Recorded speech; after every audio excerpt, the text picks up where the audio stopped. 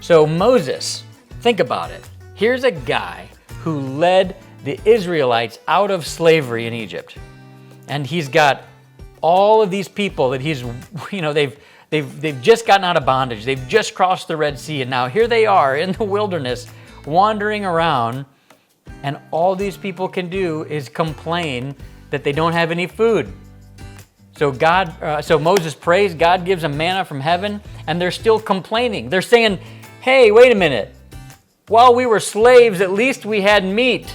You know what I mean? What are we doing? Can you imagine that? Can you imagine being a leader of people that no matter how much of a blessing they've got, or how hard you're working to help them, do you ever sometimes feel that they are never happy? It's a real thing. Sometimes we feel like we can't win for losing. Sometimes we feel like no good deed can go unpunished. And it's typically when that happens is that you are overwhelmed. That's usually the case because people are always going to have needs. And how do you give yourself the energy and the margin to meet those needs constantly? This is a huge mistake that I made very early on in my business, is that just because I'm capable and I can do 100 things doesn't mean that I should, because that totally evaporated the margin out of my life. It totally evaporated my desire and love and ability to help. I became a numb robot or a machine.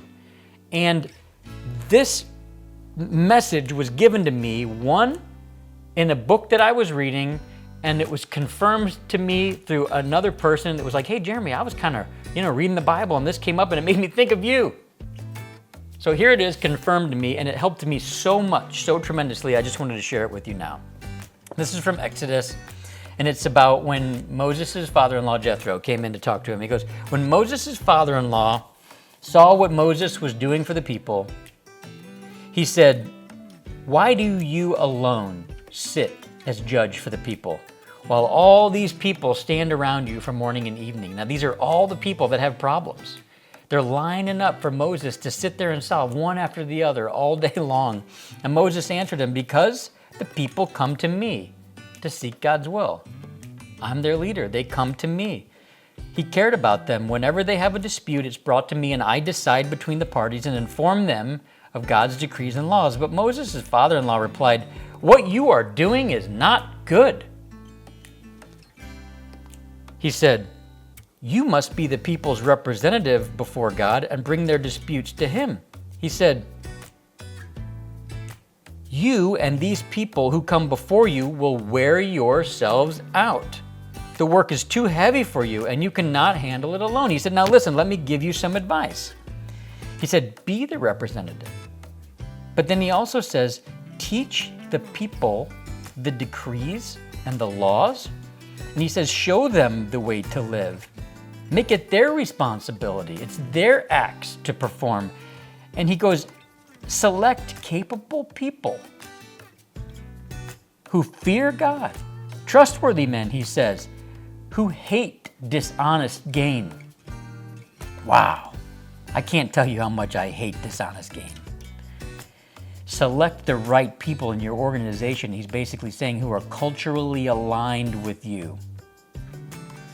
And he says, appoint them, and that will lighten your load. They will share it with you. If you do this as God commands, you will be able to stand the strain and all will be satisfied. You need a leadership team to be able to accomplish all the things you want to do. You can't do it alone. As you begin to grow your team, do it right. Don't bear the weight of the responsibility with just yourself. Ask for help. Get a team.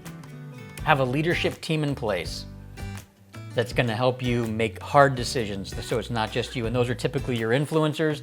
They're your team leads. You don't have to give them ownership of anything, but I promise you they'll feel valued if you say, hey, I respect your opinion enough to be on my leadership team. Do that and watch what happens.